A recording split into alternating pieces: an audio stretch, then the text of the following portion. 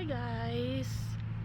Ayan, naitanim na natin si Blue Splendor. Ito naman si Barbatus Dash. Ito naman si Roselle Lemon Queen. Ito si Helianthus. Tsaka si Rose Pink. So, galing tayo kanina sa Rona. Namili tayo ng seed starting.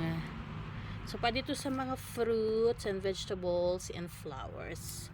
So, ayan. Naitanim na ni Lolo. Sabi ko, bidyuhan mo. Hindi binidyuhan. Ako talaga naman. So, today is the day 1. Iniligay niya dyan yung mga yan para alam niyo kung ano. Ilalagay ko na lang sa ziplock. Lalagyan natin ng date. So, day 1 today, July 22. So, update ko kayo guys kung kung sino sa kanila unang uusbong at magkakaunang umusbong ba. So, yun lang muna. Excited na ako kasi ang ganda nito. O, diba? Ikaw na may ganyan sa inyong hardin. Ayan pa, oh. Diba? Tapos, ito pa. Ito, the best to eh. Ayan. Ang ganda rin nito.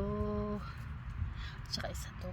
Grabe. Ito yung mga nandun sa Butchart Garden na mga pananim. Kaya napabili kami. So, update ko guys pagka sila ay umusbong na. So, day 1 today, July 22. Update ko kaya next time. After, I would say 7 days. Thank you for watching. Yun lang po muna. God bless.